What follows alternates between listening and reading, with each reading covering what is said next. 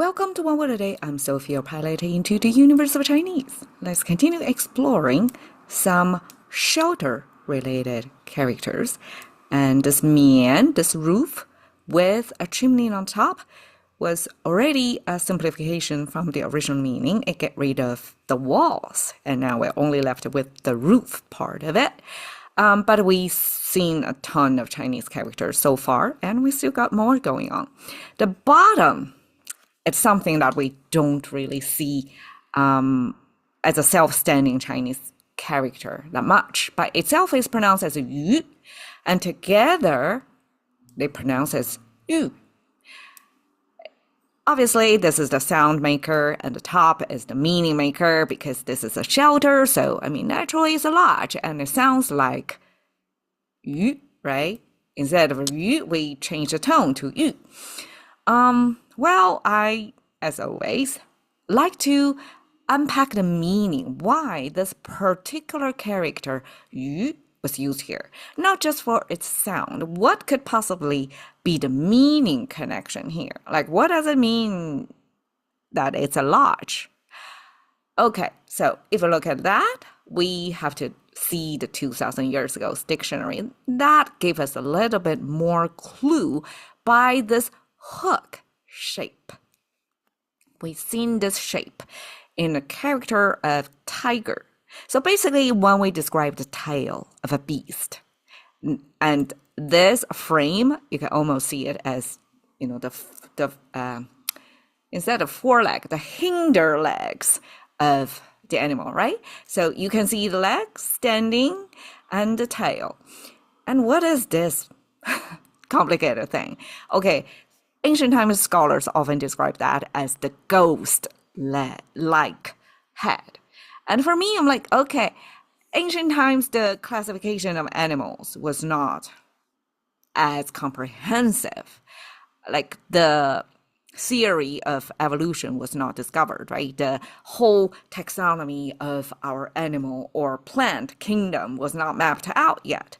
So when you see something that looks odd, like the odd we seen yesterday, that something is unusual. It's different from human face. Of course, animals have their own kind of faces, even if we may share genes long time ago.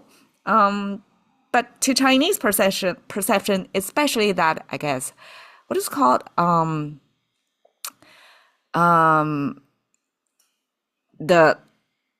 it shares some similar traits with human face. 2 eyes, 1 mouth, a nose, but it looks so different at the same time, right? So yes, uncanny valley. That's something I'm trying to recall about AI trying to imitate humans, right? So because we're born into our human world, so we like to measure things with our human perspective.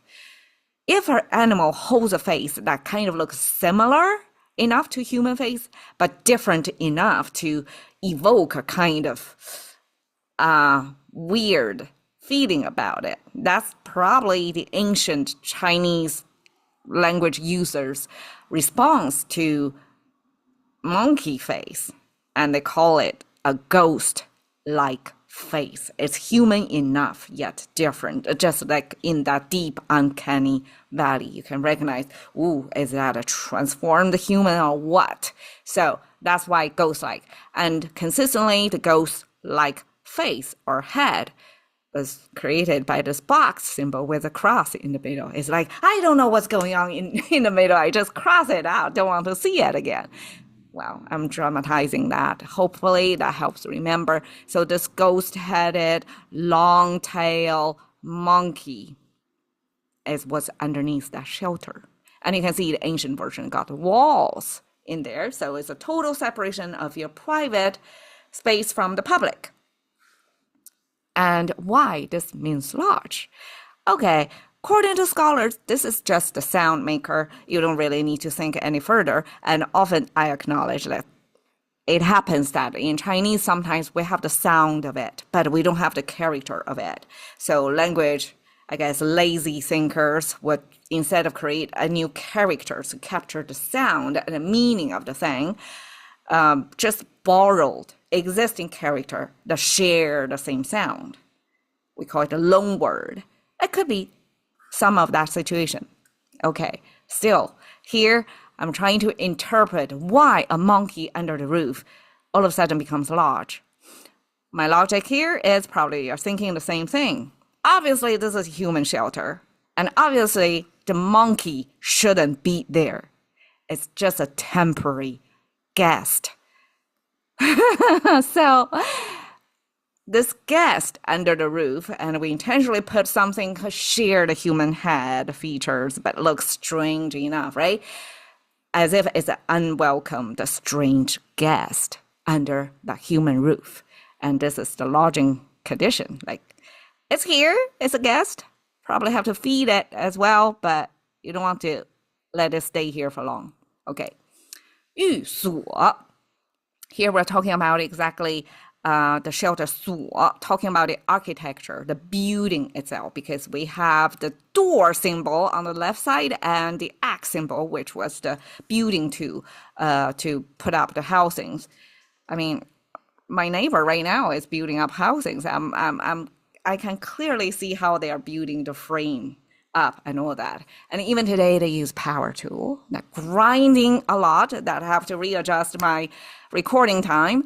But I guess ancient times and we don't have power tool, so we have to use axe. So axe on the right side, the tool.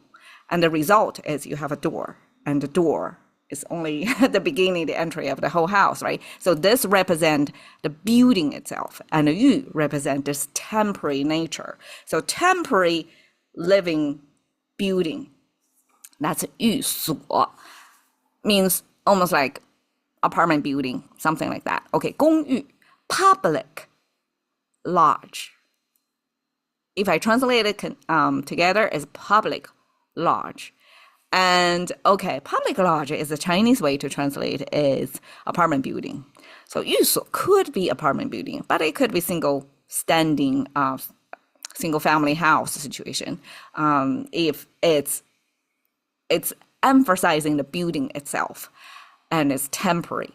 Versus here, public lodge, that simply means lots of people. If it's public, it means you're not that far from public. So lots of people sharing the same lodge. And that's a Chinese translation of apartment building. And that is a thing that when I moved from China to America, one major, I guess, culture shock is here. Lots of people they choose to stay away from the public as far as they can afford nowadays. Affordability is a thing, but culturally preference is don't want to live any close to other human beings. Versus in China, no choice. Majority, like 95% of people cannot afford to live on the ground, have their own self-standing building, have to live in 公寓, this apartment buildings, stacks and stacks of people on top of each other. Okay, so that's 公寓, 寓言, lodged words. So what is lodged words? It is a Chinese translation of fable. So fable is tell you a story, and then the embedded message, the moral of the story, that's 寓言. We talk about that we are trying to kind of tag along to the story, which was not the main thing because probably 95% of the characters are describing the story. And then 5% is this lodged words in there. And that's how we define fable. So here is, I guess, a nice looking lodge that most likely people don't really live in there for long term. So it's just temporarily guest living in this scenic place. And we know that comes from the guest monkey. So there you go. Thank you for your time. See you another day.